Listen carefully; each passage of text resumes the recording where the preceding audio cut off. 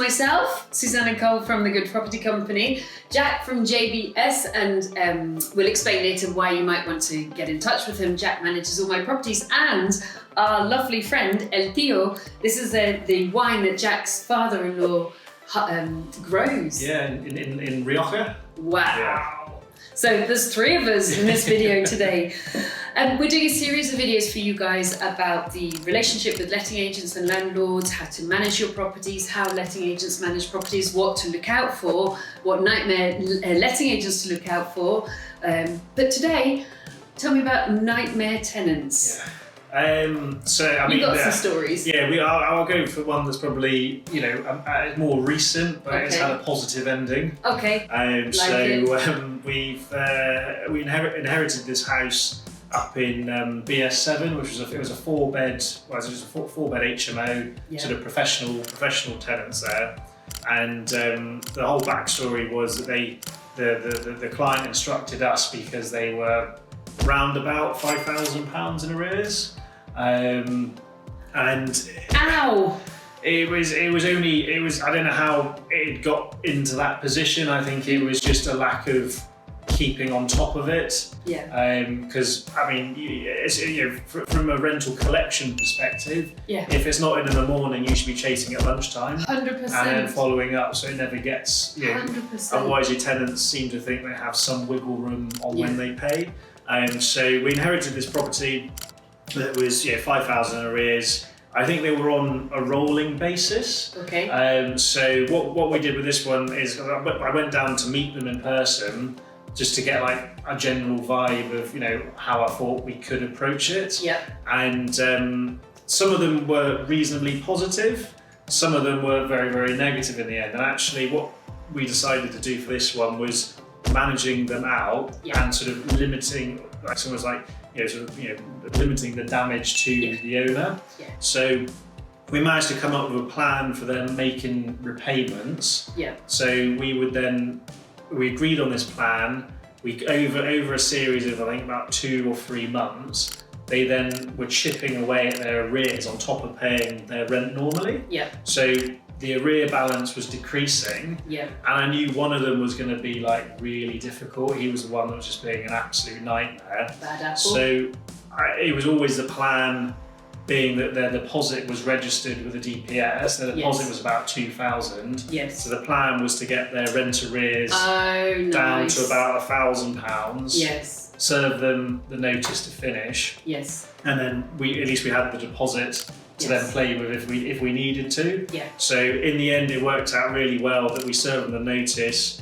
We had to recover £1,000 in arrears from the deposit, and then the rest of the deposit went for cleaning and damages and getting the property back up to where it needed to be. So rather than, I think if we just served them a notice immediately, we would then be chasing £5,000, which we would really struggle getting from them. Whereas actually we managed to limit that loss for the landlord. That's really interesting. And then re-let it within 2 weeks. And we've had a lovely group of girls in there that have absolutely been amazing. So what I'm hearing is, instead of having a kind of a panic, and often if it's a landlord's house, then it's an emotional panic or an angry panic or a slight victim panic. How could they do this to me? I'm very angry. Or, oh my God, this is a disaster. It was we want to get this money back. We are definitely not going to be sticking with this lot because they think they can live there for not paying. And then just a managed solution so that they didn't end up with CCJ. So actually you did them a favour. Yeah. And the landlord get their money back. So you were talking really measured, calm approach. Yeah, that's interesting. Because otherwise, I think there's often it can be. I know some agents they'd be like, well, you're not paying. We'll start the legal proceedings immediately. Yeah. But then I know how difficult it is to get that money back if it goes, and it costs you money to start that process. Yeah. So if you can nudge them in the right direction to then either cut your losses, or like we did, completely broke even on that one, got them out of the arrears. Nice. That one worked really well. I'm learning. I'm learning in this video. Yeah, it's kind of like you want to. Again, it's like because you're dealing with people. Yeah. So if I'd gone down there and I had a really negative meeting with them, things might have been very different. Like actually, we would probably have had to have done that. Yes. Start proceedings immediate. However, gauging them, yeah, I thought that actually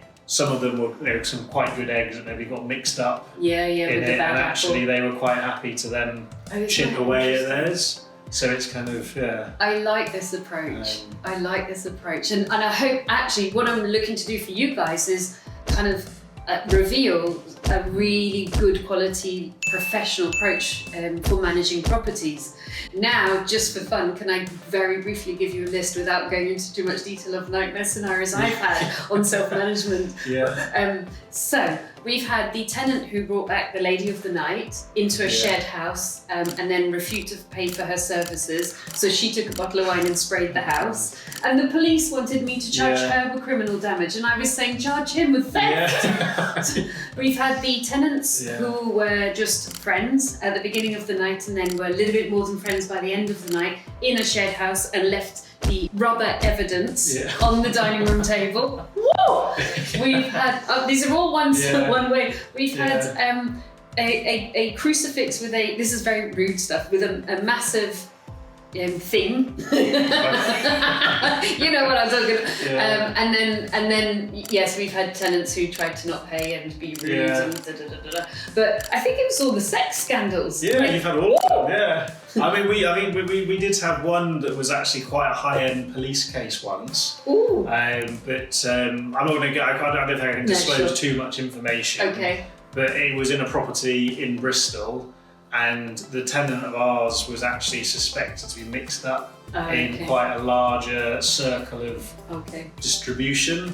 However, after it all, they actually raided the property and everything. Wow! But in the end, they actually found that our tenant wasn't guilty of anything. I think he was mixed up with some friends that had visited him now and again. But again, that was probably the worst one we've had. Yes. And it was, we had to keep quiet for so long as well. Gosh. So they were like, don't say anything to your tenant for the next month or two, because they were organising raids at lots of different locations on the same night. I saw it on TV. Did you? I think they raided about 80 properties or something. Yeah, that was the worst one. But again, he was a really nice guy. He was just like, I think he just obviously had the wrong friends. I think I just had some sex scandals, that's all.